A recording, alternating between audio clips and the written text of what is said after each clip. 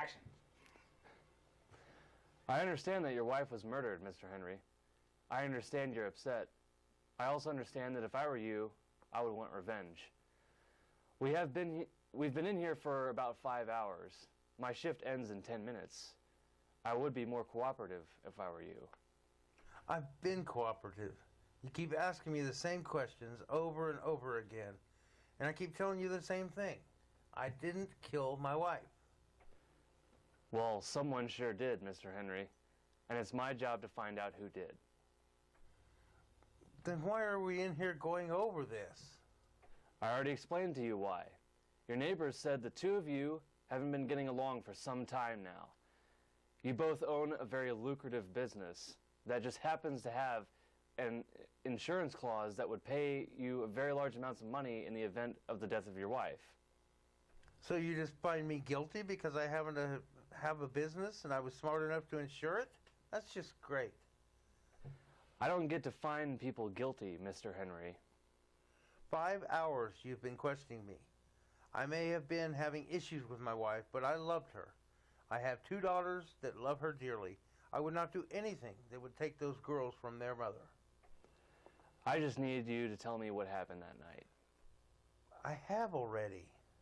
You said the two of you attended the party of a friend of yours, and both of you have been drinking, and you had an argument on your way home.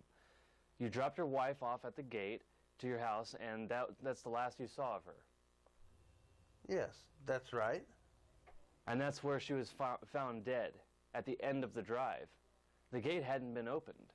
Your own security even said the body buzzed the security, that said nobody buzzed the security post that evening. I told you I was angry. I let her out of the car. I drove off. She was fine when I left her. What were the two of you arguing about? That's none of your business. And that's why we're still here, Mr. Henry. Look, Cal, we've been friends for years. You know I couldn't have done this. I don't know anything. I thought you knew, or I thought I knew you. I'm having my doubts. I agreed to speak with you, Cal, without my attorney because I thought you would understand everything. You mean you thought you could get out of murdering your wife, which was also a friend of mine, Jack? Finally, you're calling me Jack. Now maybe we can get somewhere. Don't take that as a sign of weakness, Jack. I'll still get to the bottom of this. We went to the party, Cal. We drank. We laughed. We went home. And my wife was killed. You keep saying that, but you haven't said why it isn't you. It wasn't me, for the love of... Okay. You want to know what we were arguing about? I want to know everything. Okay. But I want you to remember that I love you like a true friend.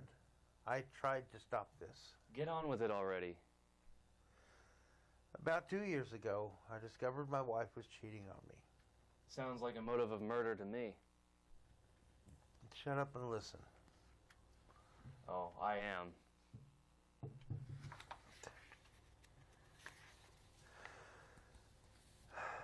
It was this young guy I had hired to work at one of our production plants.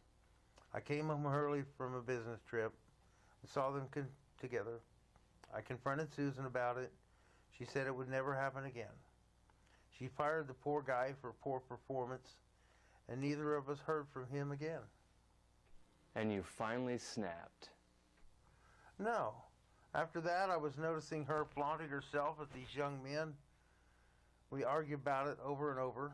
Every time a young man was hired to work for us, she couldn't seem to control herself.